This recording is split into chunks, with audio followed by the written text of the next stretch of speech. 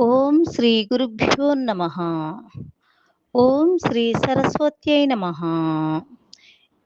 ఏవిబి సుబ్బారావు గారి ఆధ్యాత్మిక బృందం వారి సౌజన్యంతో వైశాఖ పురాణం 4వ అధ్యాయం.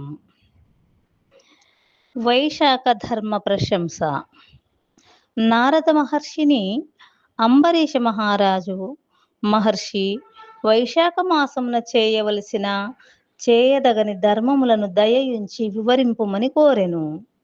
అప్పుడు నారద మహర్షి ఇట్లనెను: అంబరీష మహారాజా, నీకు గల ధర్మాసక్తికి మిక్కిలి సంతోషం కలుగుచున్నది. వినుము.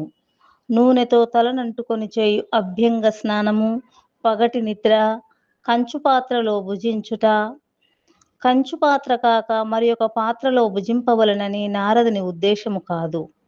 వ్రతమును ఆచరించువారు పాత్రలో కంచములో భుజింపరాదు.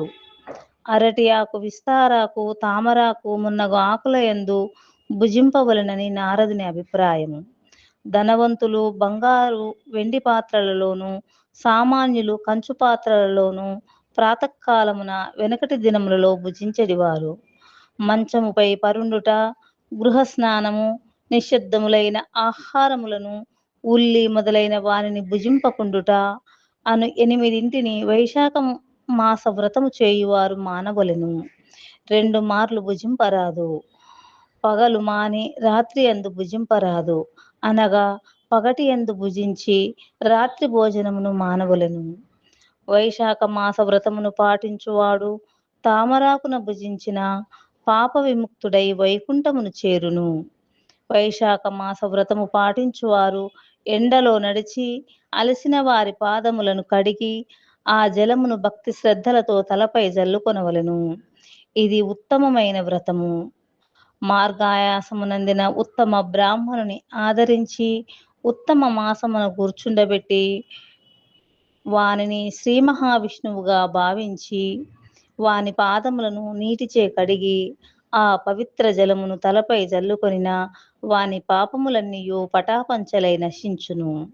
ఆ జలమును తలపై జల్లుకొనిన గంగా మున్నగు సర్వతీర్థములయందు స్నానము చేసిన పుణ్యఫలము సిద్ధించును. విష్ణు ప్రీతికరమైన వైశాఖమున నది తటాకాది స్నానము చేయక, తామరాకు మున్నగు ఆకుల యందు ఆహారమును భుజింపక, విష్ణు పూజనము లేక కాలము గడిపిన ప్రాణి గాడిద కడుపున పుట్టి తరువాత జన్మయందు కంచెర గాడిదగా జన్మించును. ఆరోగ్యవంతుడై ఉండి దృఢ శరీరము